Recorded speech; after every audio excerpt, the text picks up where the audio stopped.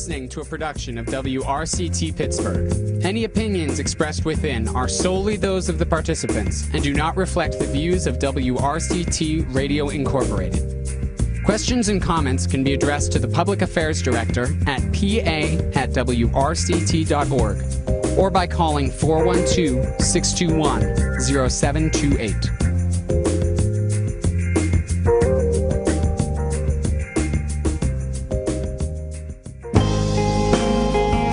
Live from WRCT Studios in Pittsburgh, Pennsylvania, the Total Education Hour, the talk shop for teachers, parents, and administrators. Here's your host of the show, Neil Haley, the Total Tutor.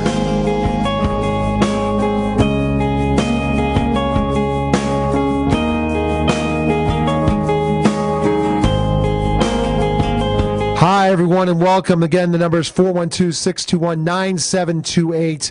Exciting times. Go to my website at www.totaltutor.org. You can access podcasts of my shows, read my blog, and find out all the different stations that the Total Education Network is growing more and more. And I will be going tomorrow to the National Publicity Summit, and I will be representing the media with Fox News, MSNBC, and many other major media outlets. I'm looking forward to meeting all the authors tomorrow, but I want to welcome my co-host, Darcy Hyman, my educational expert, educational guru. Thanks for coming to the studio. Thanks, Neil. I always love being on. I'm excited, and then also want to welcome the television people that are watching the Total Education Hour as well, and the listeners all over the world.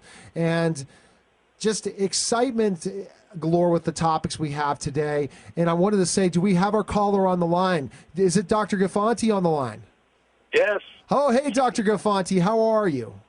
Good. And yourself, Neil? Doing very well. I have my ADHD expert on the line, and he's kind of controversial, Dr. Guffanti. Again, you've been doing on our Thursday night show on the Total Education. Neil, I am shocked. How can you call me controversial? Oh, yes. That's definitely Dr. Guffanti, but for certain people's belief. But what I was going to say, Dr. Guffanti, is you bring a different question that parents have asked you every week on Thursdays. And I wanted to discuss this with Darcy and I about the question you're going to bring to the table today.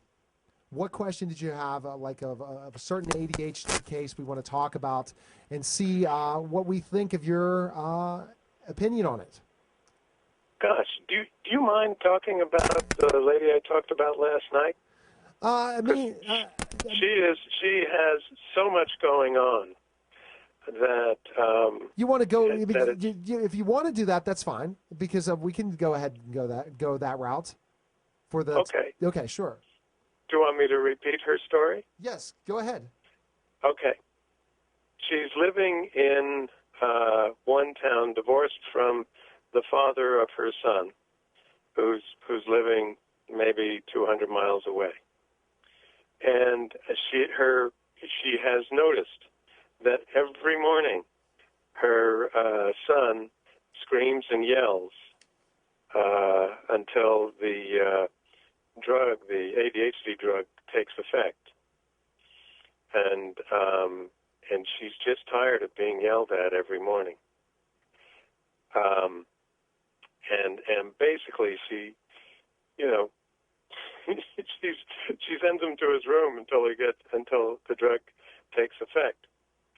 So there are a couple of things going on here, and I think we talked about the impact of divorce on the family. And what's fundamentally the problem here is that she's got an angry young man who does not know how to deal with his emotions. Yes, absolutely. And she is suppressing the expression of the emotions rather than dealing with the emotions themselves. Does that basically summarize up what was going on? Yes, absolutely. So what would you do in this situation? So basically you have an ADHD, the parent is just absolutely aggravated, and this is for listeners to kind of gather this in, and for Darcy to gather it in, that basically this ADHD child is so irritable and angry and gets so upset And we do have, and just to kind of segue, we do have Christopher Grove online, my BSc expert, co-host, and he's a mental health therapist as well, Dr. Guffanti, so I'm sure he's going to have his point to chime in. And remember, it's a little shorter of time, but a little longer for you than you're usually coming on Thursdays. But the ADHD child yells and gets angry until he gets his medication. And Dr. Guffanti, what advice would you offer in that situation? He's getting angry, upset, and what would you offer until he gets the meds? The first thing you need to understand is the child is probably low auditory in his learning systems, right? Mm-hmm. So what happens in life is people get hurt. It's just that's not optional. If you're living, you're going to get hurt. If you don't have the words to express your pain, you hold on to it. So over time, and especially through a divorce, this young man has a ton of pain. Now, pain generates 4 emotions. It generates anger, sadness, fear, and regret. A man will express his anger, but very seldom the other 3. And this kid is probably low auditory, as was probably his father, right? Because ADHD is a genetic thing. Yes. And all ADHD really is, as far as I can tell, is it is a synonym for hands-on learner, a person who learns through movement. Okay. And if the brain specializes in being a hands-on learner, it's going to suck experience from either the auditory side or the visual side. The lower auditory you are, the more problems you have speaking your heart. So, long story short, we got a little boy who can't speak his heart. His mom and his dad probably haven't figured out how to do that very well themselves, and instead of working on that, they're drugging him. Okay. So step 1, take him out of school. Okay. Because there's way too many people in the school, and he's going to be way too emotionally abused. Okay. Step 2, get one of John Gray's many books that has the love letter in it, and work it with the child. Get his heart straight first before you try and do anything else with him. And if you have video games or anything like that, get rid of them. Don't let him go down that path, because he'll just play the games rather than face his emotions. Okay, I'm going to stop you right there, and I'm going to again. I have agreed completely with you, Dr. Guffanti, but I want to hear Christopher Grove's take in hearing all this. What is your thought? Well, first of all, hello, Dr. Guffanti. Pleasure to be speaking with you. And Neil and Darcy, hello, everybody. You're right. The child will retreat and not engage in his surrounding environment, and will further, day by day, ignore the development of his speech skills and development. So, a very good point. Something I would love to hear you speak of is the comparison between all of the hard work, seemingly hard work, and the ease and convenience of, going to drug therapy. It's like, pharmacological therapy. Using, I remember we used to use Ritalin, and now it's 16 new drugs since then. But can you compare parents A versus parents B, say, or just 2 different situations with somebody who would choose to do drugs and somebody who would choose to do the long division?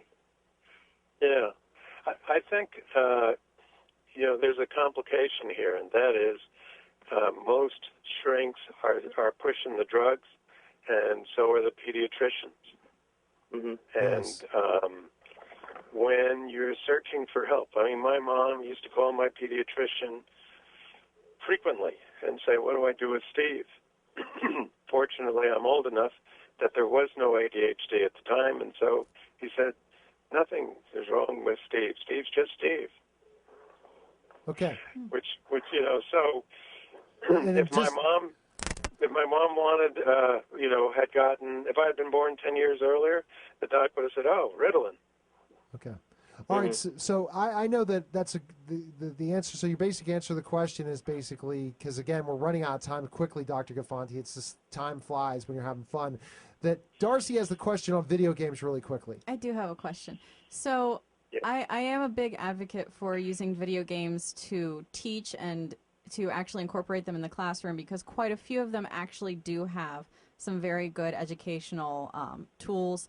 A lot of studies have found that people who play video games are much better at solving problems, at thinking things through in a spatial manner. I was wondering if you thought that maybe there was some way that we could incorporate maybe some sort of gameplay, or what do you think we should do if the child refuses, like absolutely refuses to do anything else? Let him do nothing. We're talking about a child who is emotionally hurt and needs as much motivation to speak as any.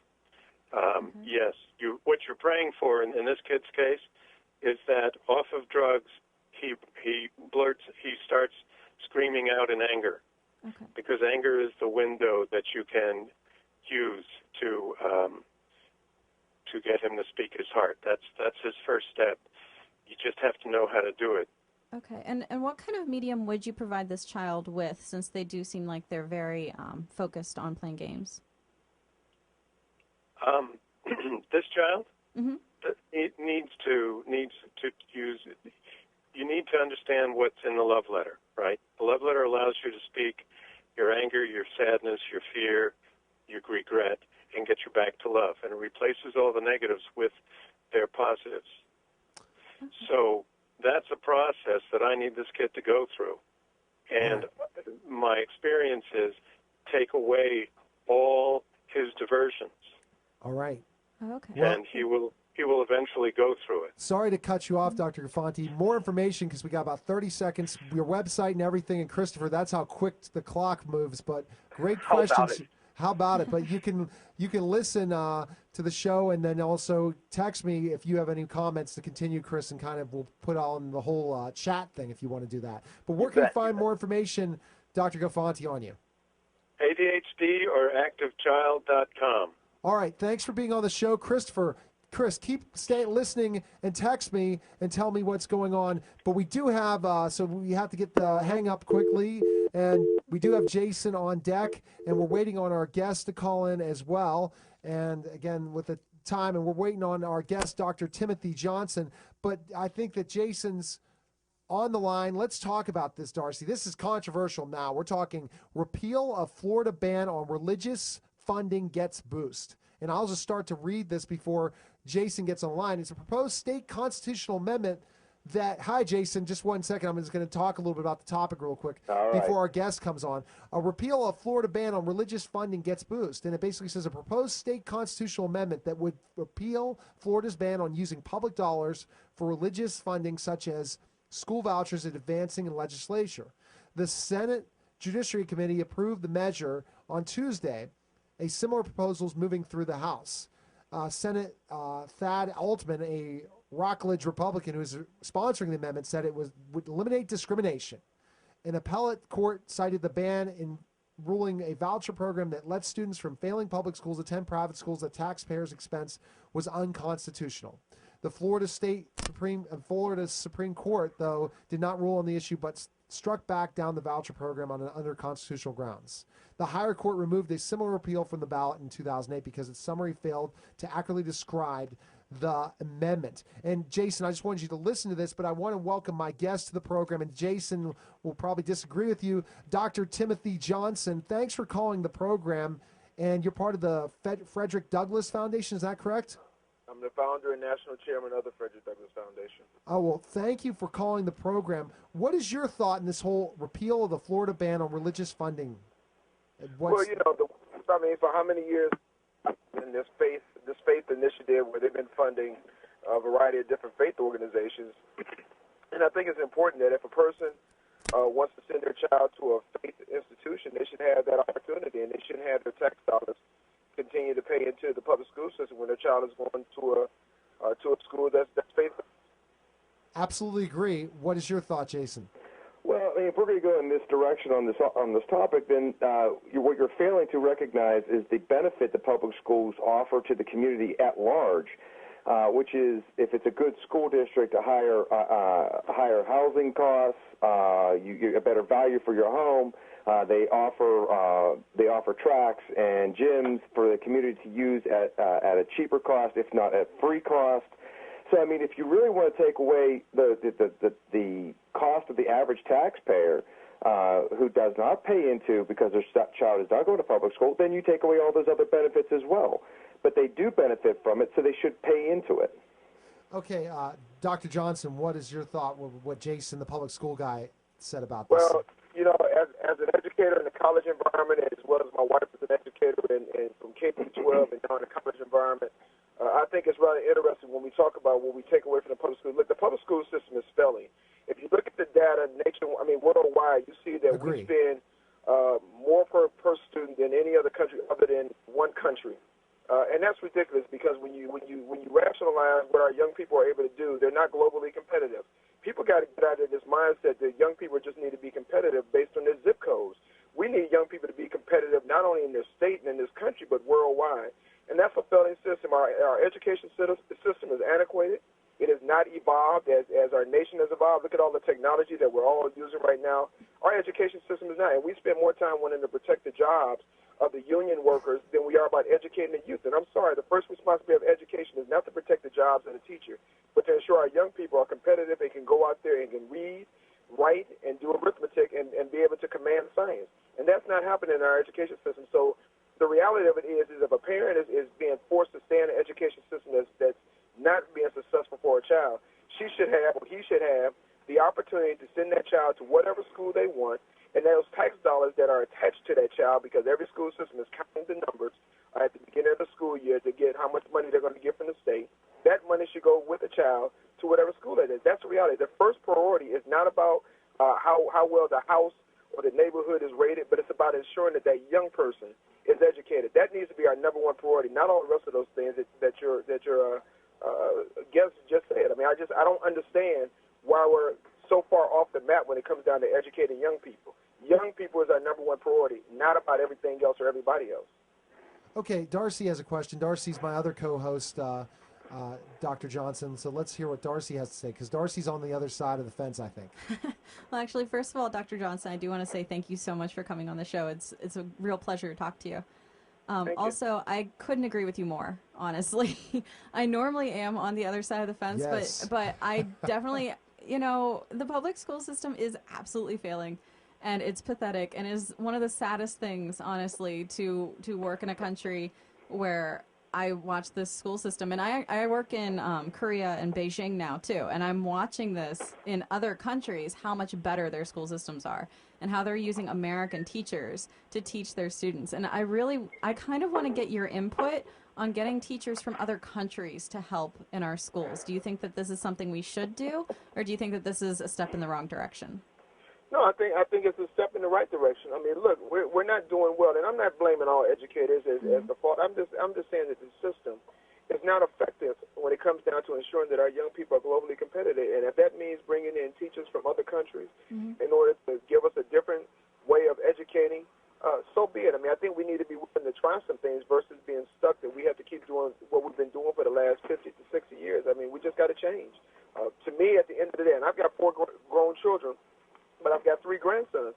And what I'm more concerned about now is making sure that they have the same opportunity that I was afforded as a young person and my children were afforded.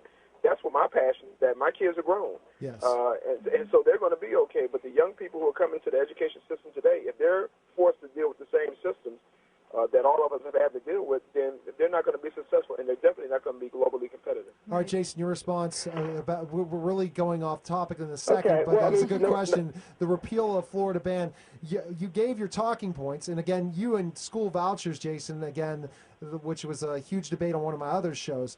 The fact is, I believe that we need competition in our schools, and if we're going to continue to allow public education to dictate what's going on with homeschools, charter schools, and private schools, we're never going to fix this education system. Right. Okay, well, first of all, I mean, let me deal with Dr. Johnson's. He changed the topic a little bit. Number one, and when you talk about achievement, yes, you are right. We are failing certain kids, but those are the kids at the lower socioeconomic stature. If you break down those numbers, when you look at how we compete globally, if you break down those numbers and look at by economic stature, you'll see that those kids in the middle to upper class, not only are they competing, but they are in the top 3 in the world. Where we get dragged down is with the poorer kids. Now, that I agree with. That does need to be changed, and that does need to be changed. That does need to be modified. Now, when it comes to adapting and changing to the school environment, if you take a look at the Washington, D.C. model, if you look at the Pittsburgh public model, if you look at a number of these models, you'll see that public education, to include unions, are accepting things such as merit pay and other modifications in order to try to help and benefit these kids in these lower socioeconomic areas. So to say that unions are against this idea of change is a misnomer, because the fact of the matter is they are changing, and they are changing in a number of big places. Now, to the topic at hand, the Florida voucher system. The Florida voucher system, it still has it was a 3-part system until one part got thrown out. They still allow for vouchers for those students who are disabled and those students who have learning disabilities. However, the biggest problem I have with this idea of choice and this idea of allowing people to move, I shouldn't have to pay for you to educate your kids somewhere else. If I'm benefiting from the public school that I have here and I'm getting the benefit from them, then I shouldn't have to pay for your kid to make your choice. If you want to make a choice, go ahead and do that. What we should do instead is refocus on changing the schools in the interior instead of trying to break them down even further. Well, it's funny that you started off with talking about Washington and Pittsburgh as your examples. I was just in Pittsburgh, and they're having some major challenges with school choice. We know what's taking place in Washington, D.C., and that conversation is still taking place as it relates down to school choice and what they're doing to educate their kids. But I'm going to leave that alone, because I thought that was really interesting. You brought up those two, which many of your listeners, or many of the listeners of this radio station, I'm sure have heard a lot more, and it's not a positive story with each city. But as it relates down to paying for it, I will agree with you that it is not the responsibility of somebody else to pay for my child. But at the end of the day, if my tax dollars are going to pay for your child and my child is not getting a quality education, then I want to put my child in a place that's going to get a quality education. My child is not a guinea pig. And you have every right to do so, but I shouldn't have to pay for you. Well, and so if that's where this piece is at right now, then I tend to agree. That part, the particular part, I agree with you. I do not disagree with you on that. But again, responsibility, when we started talking about social economics, and you said the upper tier people, all these school voucher system is for that social economic disadvantaged young person. So it's not for the upper tier child. It's for the child that's not being successful, the child that doesn't have the resources at home, the child that does not have the ability to be successful unless we put them in an environment that's more conducive for their learning. Correct. That's social economics. That's the reality. So let's make clear of what they're trying to do, or what you're trying to do in Florida is intended to work on an environment or a group of young people who historically have been disenfranchised in the first place in the education system. Dr. Johnson, now my thought in this, when I'm listening to Jason and his whole union spiel, and Darcy, who again seeing the international look at this, my thought is that, guess what? If we're going to allow kids that cannot afford religious education, certain, let's say, Catholic schools or Christian schools, or have the opportunity to go to private schools because they can't afford it, to allow them that opportunity with school vouchers, I think is a great thing, because then it creates that competition. I hear these things, Dr. Johnson, what I've been hearing from these pundits, school vouchers don't work. Do you agree with that or not? No, I disagree. And let me just make it clear. I graduated from a private Catholic high school, and I grew up in inner city Cleveland, Ohio. So I understand, and I went to public school up until the 9th grade. So I understand both sides of the aisle. I'm a product of both sides. And I would tell you, I think my mother would have been excited to know that she had a voucher, because my mother paid out of her pocket and continued to pay her taxes for me to go to a public school, even though I went to a private Catholic school. And I would tell you, there's something about that education that, like everybody, I've made my share of mistakes, but I would tell you, I would not trade in my education any day of the week. Those are the things that we have to recognize, and we want every young person every young person, not every white young person, not every black young person, not every Hispanic young person, but every young person to have an opportunity to compete. And that's the responsibility that I believe we have. And each one of our constitutions within our state has that responsibility to make sure that those young people can compete. So if that means that we actually live out this capitalistic society and compete against public schools, then so be it.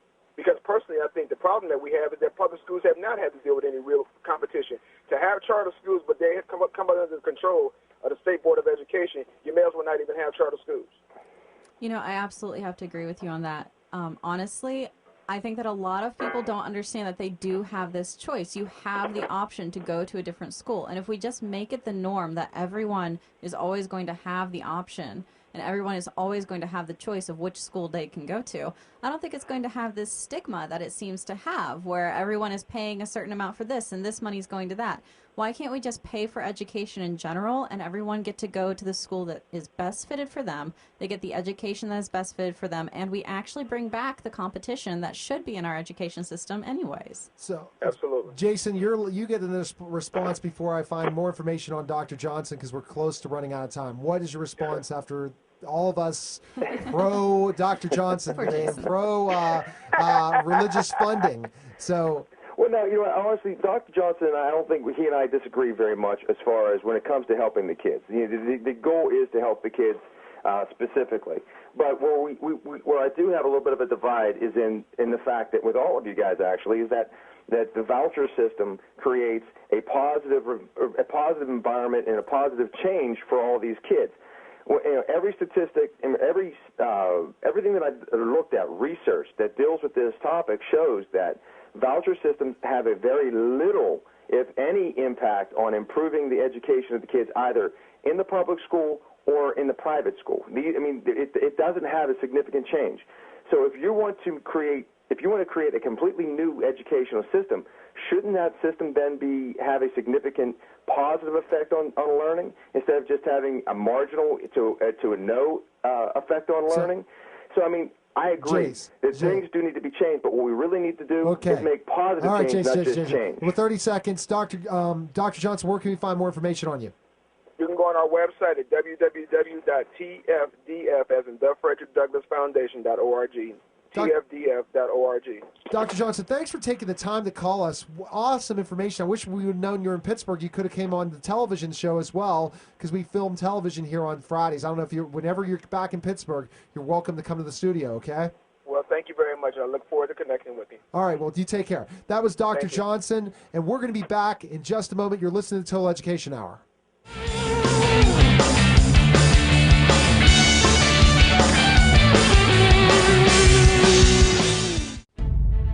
We know where they've taken her. In a defining time, amid a noble quest, a bond is forged.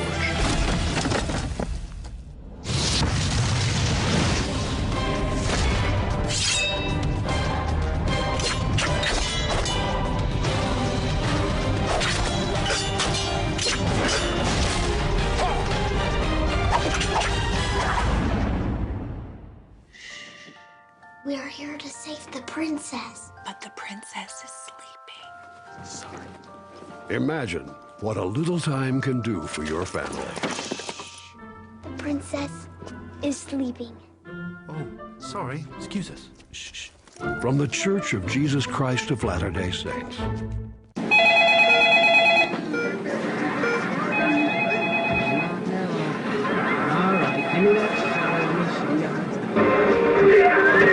No problem. Look, Mom, no skiing. No face. Falls on TV can be entertaining. Falling at home can be devastating. Each year, 1 in 3 Americans over 65 falls in their own home, breaking bones and shattering lives. For older people, any broken bone can be serious. A broken hip, potentially lethal. To make your home as fall-safe and bone-friendly as it can be, visit orthoinfo.org/falls. A public service message from the American Academy of Orthopedic Surgeons, where staying on your feet is doctor's orders. Is that thing getting closer? Look how high that thing's going. Look out there. Look at the debris. Give me the camera. No, just drive. I've got it. Zoom in, zoom in. I can't believe this is happening. Oh, the size of that thing. It's everywhere. Are you getting this? Yeah, I've got it. What was that? It's the National Guard. How'd they get here so fast? I don't know. Pull over. Pull over. Do you have what it takes to head into the heart of the storm? Check out NationalGuard.com.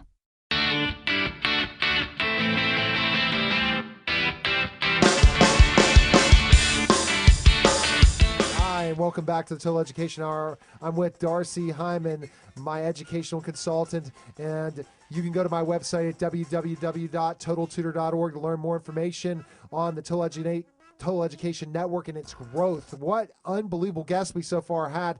A jam-packed hour of a lineup, always 4 major guests we will have on, but you can go to the website and learn about all the different shows. I do a show 7 nights a week in the Total Education Network. You just have to go to my website to learn more information on that. And our next topic, Darcy, because I like to always so our guest is ready and queued up on this. The title is Third Grade Reading Predicts Later High School Graduation. So basically that we're going to learn more about this third grade reading and how much of an importance it is. And our guest, Joanne Kiminski, will be soon on the line. Joanne, are you on the line? Yes, I am. All right, Joanne Kiminski, you are the Skype reading tutor, and thanks for calling the program. And I'm really excited about the topic because, again, you're a reading expert, and I'm really excited to learn more about this topic. And it basically talked about third grade reading predicts later high school graduation. When it talked about students who struggle in third grade reading and never catch up, basically it takes them longer to graduate, and a lot of them drop out. Isn't that correct? That is correct. In fact, there was even a huge initiative called Reading First that was put in place to try to solve this huge issue. Oh, really? Okay. So what is your thought? I mean, why would this be? And then my co-host Darcy will have a question as well. What can we do to make sure that this doesn't happen to so many youngsters in third grade? Well, the first thing is, early. Putting our kids into school at an earlier age, making sure that they're going to preschool and getting some of those basic foundations before they start learning how to read in place. It's really important that they are able to be able to rhyme, to have heard a lot of different stories before they enter school. Reading to your kids, as we all know, is super important for our children, and talking about books is super important as we are working with our own children, and making sure they get into school really early. And then on top of that, when we get into the school system, making sure that we are providing some ongoing assessments to find out exactly what it is that the child knows and they don't know, so that we can close that gap immediately, not waiting until the end of the year to find out, they don't know that information. Guess they'll have to learn it next year. And I absolutely agree, Joanne, that basically if you don't have that foundation, the National Reading Panel, we deal with all these different situations. We see that if students do not learn to read by the third grade, they're going to struggle tremendously. And you're saying that the foundation needs to be built very early. But I'm sure that Darcy has a question for you, Joanne. I do. And actually, first of all, Joanne, thank you so much for being on the program. It's really great talking to you. I wanted to know. Thank you for having me. Sure. I'm a big advocate for playing games with kids. Actually, I'm a big advocate for games at all ages. Honestly, I still play games. But I wanted to know if you have any favorite games that you like to play with students who are preschool through third grade, or even prior to preschool, that we can do at home with our children. Yeah, one of my favorite games is a car game that I play with my kiddos, and it's actually, I'll look at whatever is in my environment. Maybe it's a stop sign, and I say the word slowly. I'll say, stop. Who can guess my word? And my child will say, stop, and I'll say, good job. This is the beginning transition of being able to read, being able to just put sounds together without letters and be able to figure out what the word is. This is the one thing, as they're beginning to learn how to read, this is the skill that they're going to rely on. So that's a real fun and easy game. I make it up as I go every time. They know I'm picking stuff out from the environment, so it's getting them keyed up to take a good look at what's outside, and instead of just sitting there and being bored. and we do the background. We do have Jared on the line, and Jared, thanks for calling the Total Education Hour. Jared, again, is one of my co-hosts. We're waiting till you get back in the studio, but you're with your child, having some fun, enjoying the nice weather out there. But we're on with Joanne Kiminski, who's the Skype reading tutor, and basically she's talking about how the topic is third grade reading. If you aren't able to read by third grade, how you're going to struggle, and it's going to take you a lot longer to graduate or drop out. What's your thoughts on that, Jared? Well, certainly when I was a fourth grade teacher, I absolutely saw exactly what she was talking about. Students that were proficient or, grade level at fourth grade were much further along than the children that were not. And even when I started teaching some of the older grades, I really noticed that the same students that struggled then in third and fourth grade were really struggling in seventh grade. So I completely agree. I guess my question for the reading specialist, the reading teacher, would be what could parents and educators do to really make sure that to help students along that their reading is quite good by third grade? Good question. Yeah, absolutely. That's a wonderful question. And the first thing for a parent is definitely to be listening to what the teachers are telling them. A lot of the teachers, they're not going to hide the information of if a child is struggling in reading. They're going to be continuing to tell you that over and over and over again. And the first time they tell you that, that's a good time to start looking for some other additional resources, especially if the school is not able to provide that. Find somebody who can help. We definitely want to be doing all those typical things, reading to our kids on a nightly basis. Yes. We want to make sure that we are talking about books with our kids. We want to make sure that we're putting the right kinds of books in the hands of our kids. A lot of people want to put books that are too hard for kids to read inside of their hands. And then they get frustrated, and they give up, and then they develop bad attitudes towards reading. And one of the things that I always suggest is put books that are too easy for your kids in their hands. Because if your child is starting to think that they're not very good at reading, putting stuff in their hands that they can't read is just going to verify that information. And the question, Joanne, is we do got another question from a text message from our good friend Christopher Grove. Is we wish we had 7 lines. So if anyone ever wants to go ahead and donate to WRCT, we would really appreciate to have more lines.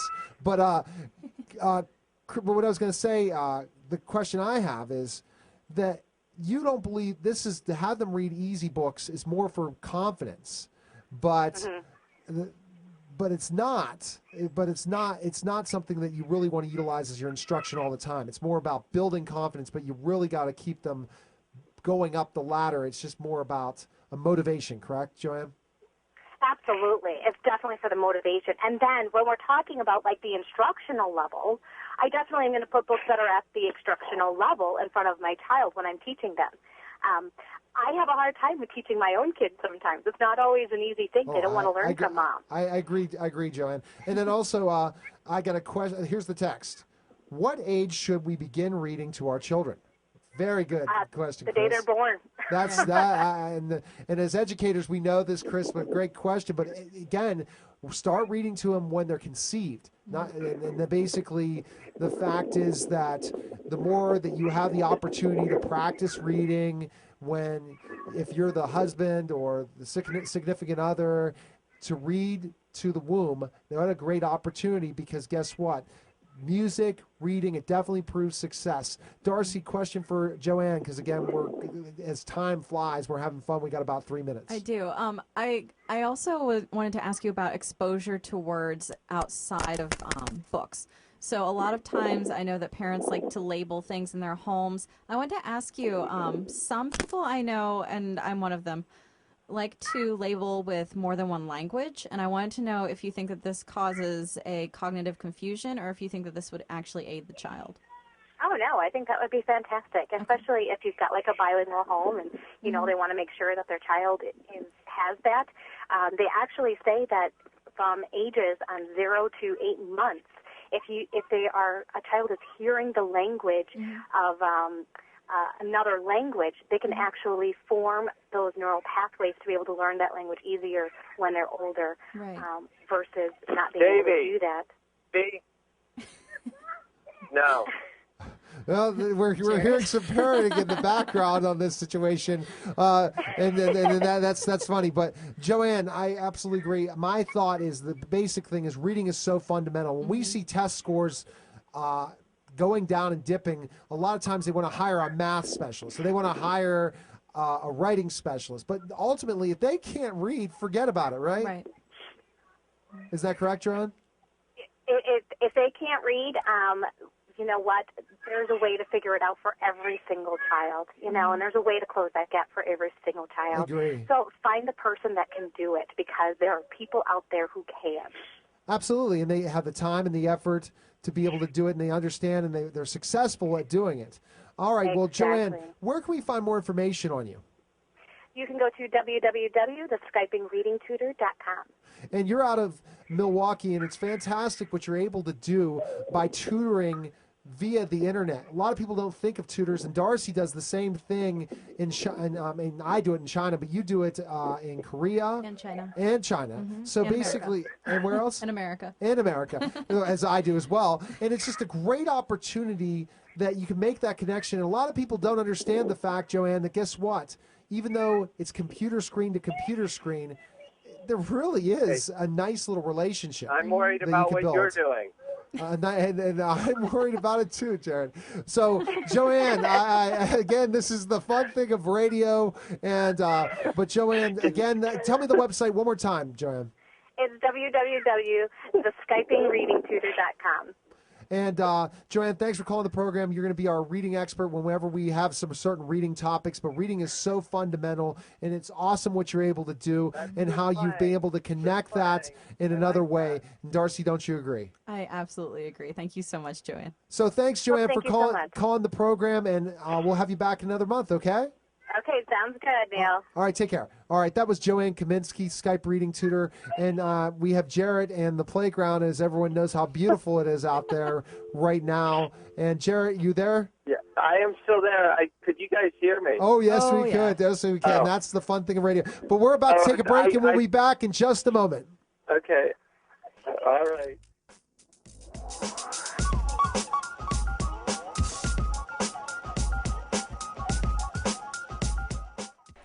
Hi, my name is Sarah. And I'm Denise, and we're here at the Western Pennsylvania Humane Society.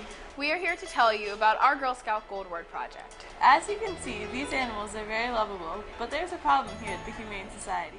They do not have enough wet food to give to their animals. And that's where you guys come in. We are asking for your help through a generous donation to the Western Pennsylvania Humane Society. At this time, we have collected over 1,000 cans and donated them to the Humane Society, but they still need more. These animals need their food so they can continue to have healthy, full lives before they are adopted out to a loving home. Another way you can help out is by adopting an animal from the shelter. Thank you for your time and attention, and I hope that you have the consideration to remember the animals at the Western Pennsylvania Humane Society.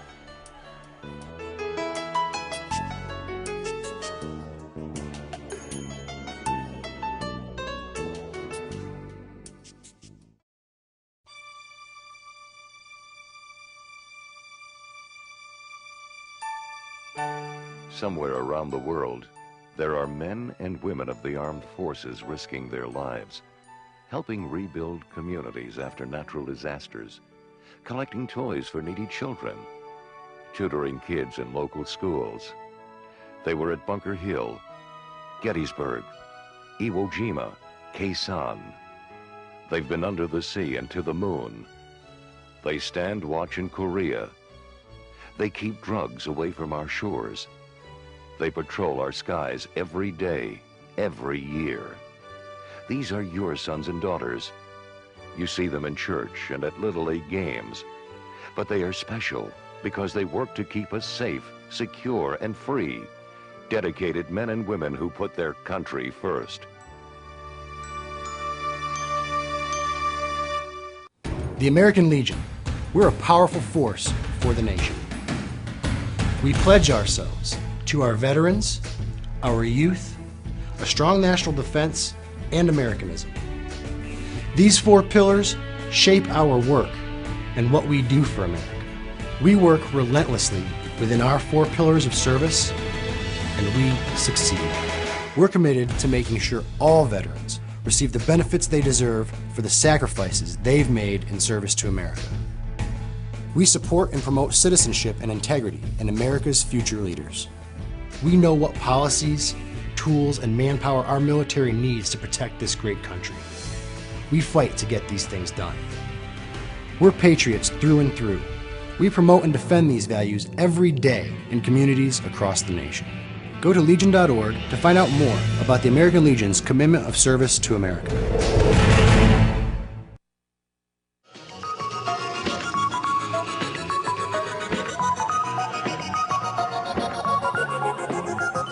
Hi, everyone, and welcome back to Total Education Hour. Again, I'm the host of the show, Neil Haley. I'm with Darcy, my educational consultant, and really exciting show so far. Jam-packed, and I got to jump in the car and drive out to New York City really soon. And let's go to this next topic. Very controversial topic as we're waiting for our guest to call in, Pamela Owens. And basically what we're going to be talking about is the situation in Detroit. And I had a show on Friday night a couple months ago or weeks ago, and it was absolutely shocking. The reason I was shocked is to see how horrible the Detroit public schools are. And we should be on the air soon in Detroit. But that they're just, it's horrible. And the reason it's so horrible is the way they're taking care of special needs children. I'm absolutely frustrated in this fact. But let me read a little bit about this and what's happening. And Secretary Arne Duncan is really about to make a change. And they're looking to really restructure Detroit's public schools with lots of charter schools, which I'm sure Jason would love. But Darcy, what's your thought before our guest, Pamela Owens, gets on the line? Oh, honestly, I think we need to revamp the whole system. Detroit, Pittsburgh, everywhere. So hopefully this is something that everybody's just going to follow suit. Absolutely. I mean, and the fact is they're talking about the number of schools. 41 schools will be, they're ready to turn 41 schools into charter operators. Good. In a 74,000 student district. And the thing that made me shocked before Pamela gets on the line is that just really frustrated me is the way they're ignoring the special needs children. But I want to welcome Pamela Owens to the program. Again, right for you. You're a writing and editing coach. I really appreciate you calling the program. You've been on the Total Education Network, but this is the first time for the Total Education Hour. And I found a topic in Detroit that I know that you have an opinion on. And I'm passionate because I've heard from special needs parent who's a big-time advocate that came on my show a couple of months ago that literally tore apart Detroit's public school system. What is your thought on this, Pamela, and this article about changing them all into a lot of them into charter schools? My thought is that it is there's something has to be done, but this is not the way to do it. It has been found over and over and over again that charter schools are no better or worse than the public schools. And just to have this blanket, we're going to turn them into charter schools. Why isn't that same energy and that same money taken to find out a better way to strengthen the public schools, even if we have fewer public schools? The population in Detroit has declined. A lot of students and people in general have moved out of the city, so what they call right-sizing is a viable option. And everyone can't have a neighborhood school when there's only a few people in a neighborhood. I can understand that. But to just blanket decide to turn them over to charter schools when it has been found that charter schools do no better or no worse than any other school or a public school, I believe is the wrong approach. Okay, Jarrett, you're on the line right now, Jarrett. What is your thought? What is your thought on this? Well, I think what we have as an opportunity is we're looking to restart the kind of the education system within Detroit. There's a great opportunity here to really combine it within the communities and develop teamwork and include the parents making, include educators in the decision making. There's a great opportunity here. Okay. Why can't they do that right now? What is the difference? Meaning in public schools, right, Pamela? Exactly. If they are going to take, for example, a building. In my neighborhood, for example, there's an elementary school a few blocks away that has been shuttered for the last couple of years. And my children are now adults, but the children in the neighborhood where they go... Hello? Well, don't worry. You're on, Pamela. Don't worry.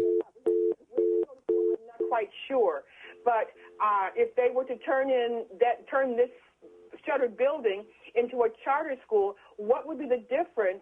Why, just because it has a charter school name, now are all of a sudden the parents involved, and all of a sudden the teachers are asked to do to be involved? What changes? Just because it is now a charter school, now all of a sudden the parents are involved, and when it's the same parents who live in the neighborhood that lived here before? See, Pamela, I want to hear what Darcy's thought on this is, because I'm ready to go forward because Jarrett got cut off the line. But again, when I was looking at this, Pamela, I thought it was going to involve writing. But always we butt heads and we're great friends. But I always find topics for you that are controversial. Well. Yeah, that's fine. Okay, go ahead, Darcy. Hi, Pamela.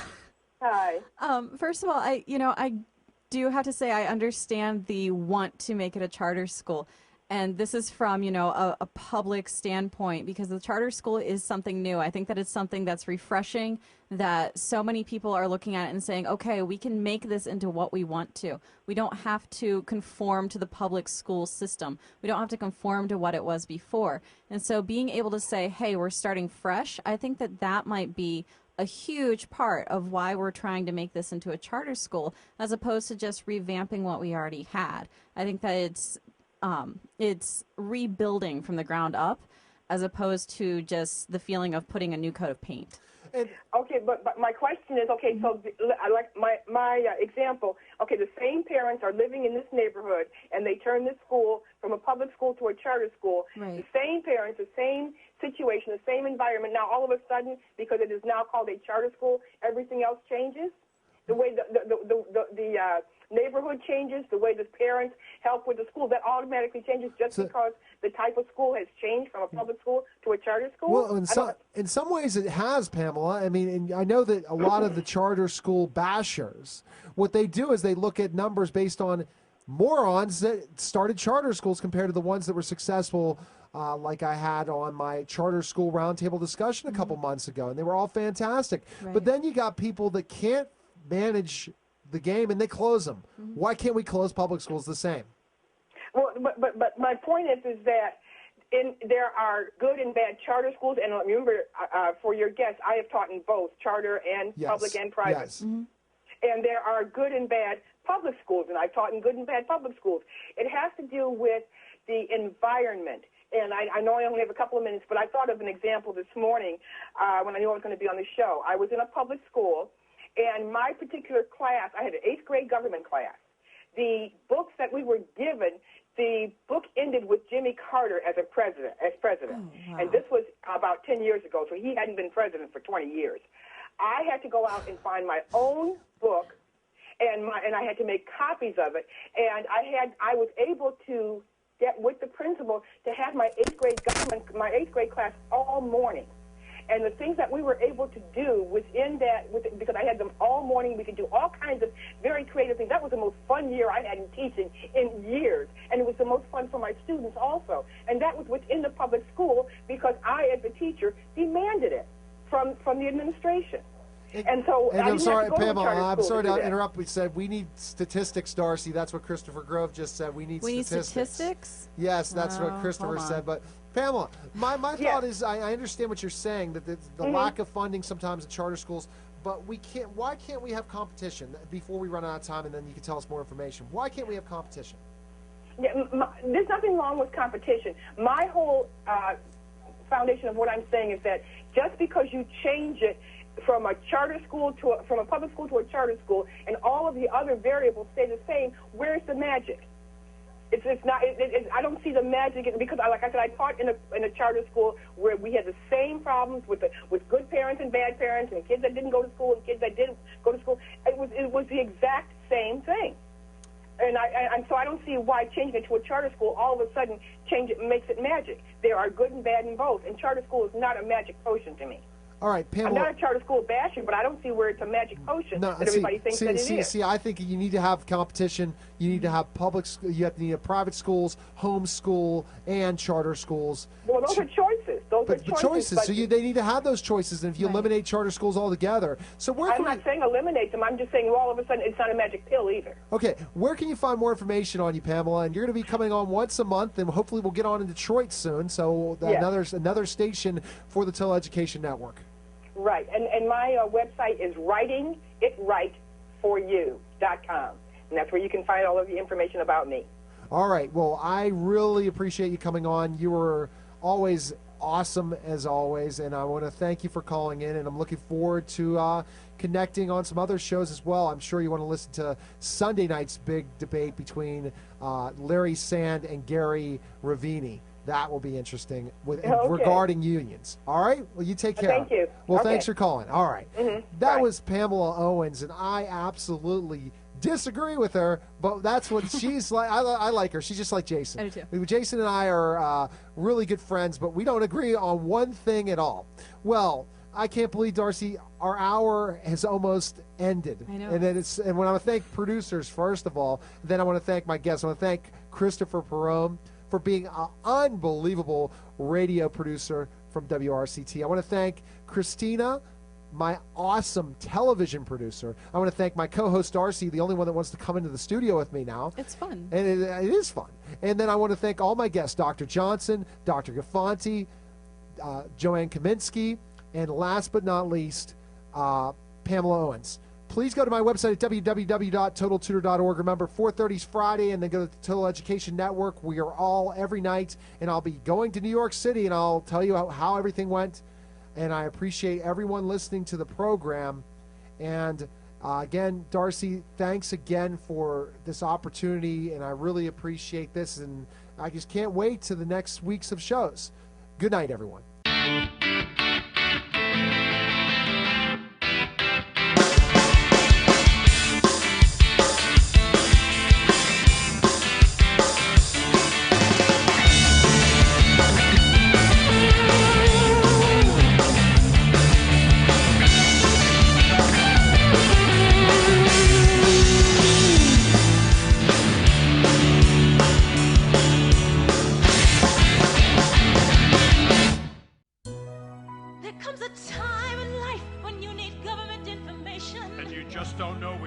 To turn. Well, there's a place you can go to put an end to your frustration.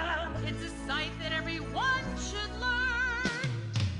USA.gov. Find your Social Security benefits online. USA.gov. Our list of jobs will put you on cloud nine. USA.gov. Shop auctions for a used minivan anytime. USA.gov.